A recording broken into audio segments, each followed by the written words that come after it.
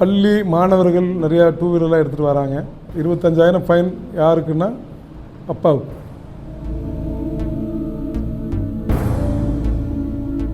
School முன்னால் போய் நிற்கிறது, வேடிக்கை பார்க்குறது, பைக் எடுத்துகிட்டு போய் சாகசம் பண்ணுறது, இது மாதிரி எதாவது இருந்துச்சுன்னா சுதாரிச்சுக்காங்க.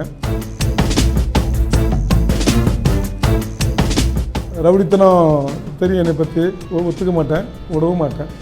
நீங்கள் அதை அனுபவிச்சு தான் ஆகணும். ஒன்று ஊரை விட்டு காலி பண்ணி எங்கேயா வேலைக்கு போங்க, அல்லது திருந்திக்காங்க. அனைவருக்கும் வணக்கம். சிதம்பரம் சப்டிவிஷனில் பொறுப்பெடுத்து ஒரு வாரத்துக்கு மேலே ஆகுது. இப்போ நமக்கு இருக்க பெரிய பிரச்சனை சிதம்பரம் டவுனில் போக்குவரத்து பிரச்சனை. அதில் இன்றைக்கி 4 வீதியிலையும் நடந்து போய் சுற்றி ஆய்வு பண்ணோம். மெயின் பிரச்சனை என்னென்னு பார்த்தா, இதில் போக்குவரத்து கிடைச்சலாக தரக்கடைகள் நிறையா இருக்குது. மெயின் கடைகளை வச்சுருக்கிறவங்க பிளாட்ஃபாரத்தை அடைச்சி கடை கட்டியிருக்கிறாங்க.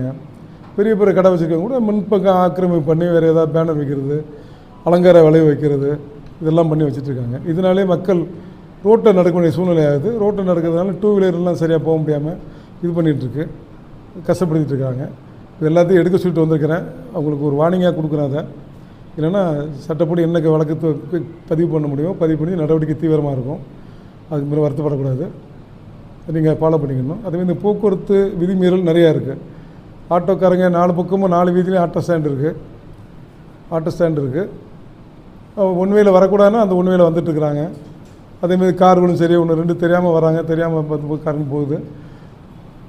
ஆட்டோக்காரங்களுக்கு இன்னொன்று சொல்லிக்கிட்டேன்.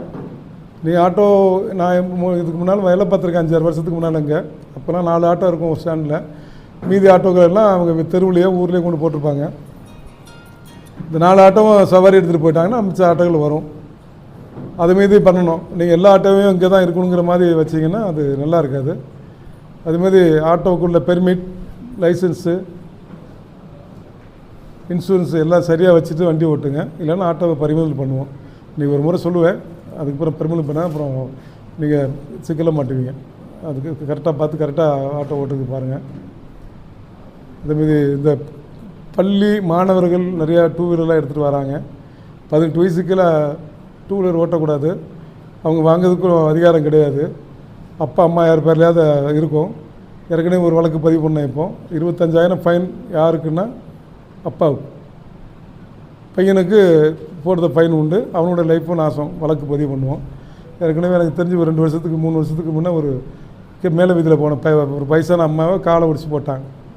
காலை ஒடிச்சு பார்த்தா 16 வயசு. கரெக்டாக டியூஷனுக்கு போனேங்கிறான். அவள் அப்பாட்ட இருந்தால் அப்பாட்ட பேசுறதுக்கு பதில் இல்லை. வேறு வழி இல்லை. கேஸை போட்டு அவள் அப்பாவும் அக்யூஸ்ட் ஆகலை. யார் பேரில் வண்டி இருக்கோ ஓனர், அவங்க பேர் அக்யூஸ்ட். அதையும் பார்த்துக்கணும். அதேமாதிரி இந்த ஸ்கூல் முன்னால் போய் நிற்கிறது, வேடிக்கை பார்க்குறது, பைக் எடுத்துகிட்டு போய் சாகசம் பண்ணுறது, இது மாதிரி எதாவது இருந்துச்சுன்னா சுதாரிச்சுக்காங்க. வண்டியை பிடிக்கிறது மட்டும் முன்னாடி வழக்கும் பதிவு செய்வேன். ரொம்ப தீவிரமாக இருக்கும். ரவுடித்தனம் தெரியும் என்னை பற்றி, ஒத்துக்க மாட்டேன், விடவும் மாட்டேன். நீங்கள் அதை அனுபவிச்சு தான் ஆகணும். ஒன்று ஊரை விட்டு காலி பண்ணி எங்கேயா வேலைக்கு போங்க, அல்லது திருந்திக்காங்க.